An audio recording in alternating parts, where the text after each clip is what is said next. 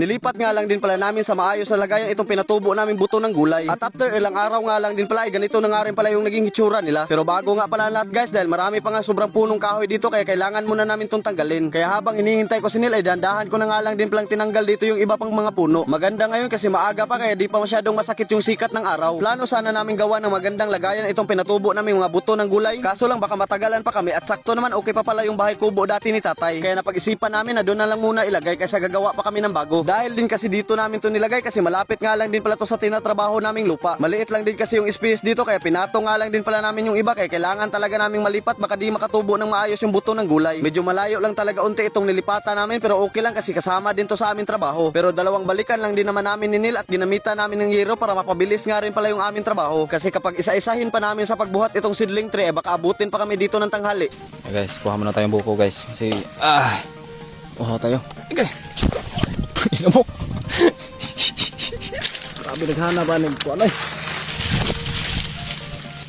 Yan guys, ang buko guys.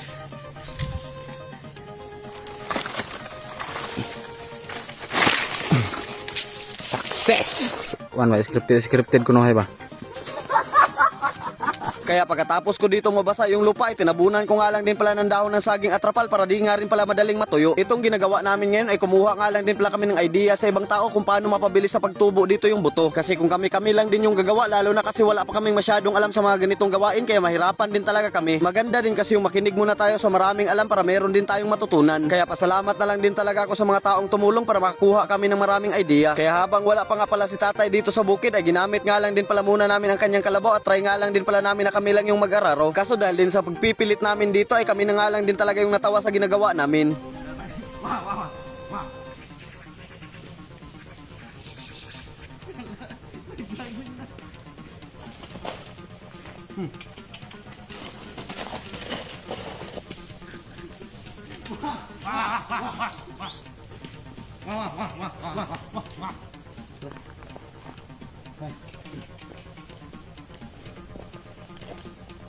At dito nga guys, tinigil na nga rin pala namin yung ginagawa namin. Sumakit na din kasi yung lalamunan ko kakatawa ayaw ba naman lumakad na ng kalabaw? Ikaw ba naman isang kalabaw tapos dalawang tao yung nagdadala? Sa amin lang din naman talaga dito ay gusto lang naming matuto. Kaso ang hirap din talaga kapag wala kang marunong nakasama.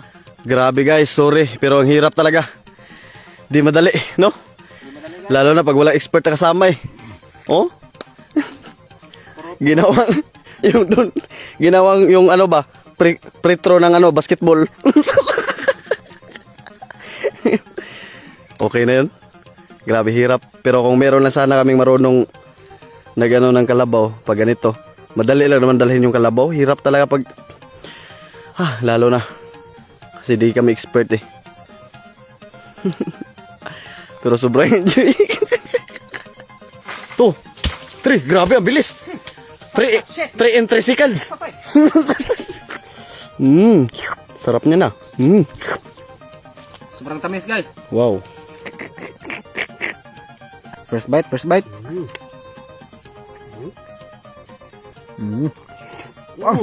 Grabe. At habang pauwi na nga din pala kami ay nanguha nga lang din pala kami ng pwedeng maulam namin dun sa bahay. Sakto naman na mayroong kangkong at talbos ng kamuti dito kaya sakto na rin to pang ulam dun sa bahay. Kaya hanggang dito na nga lang din pala muna yung video natin ngayong araw guys. Kaya kung nakaabot kayo sa video na to, maraming salamat palagi sa panonood nyo. At sa mga gusto nga pala ng bagong libangan dyan, meron nga pala tayo ditong bagong Yaman Plus. Libangan lang to guys, wag nyo lang gawin itong kabuhayan. Kaya kung gusto nyo dito maglibang, nasa comment section nga lang din pala yung link.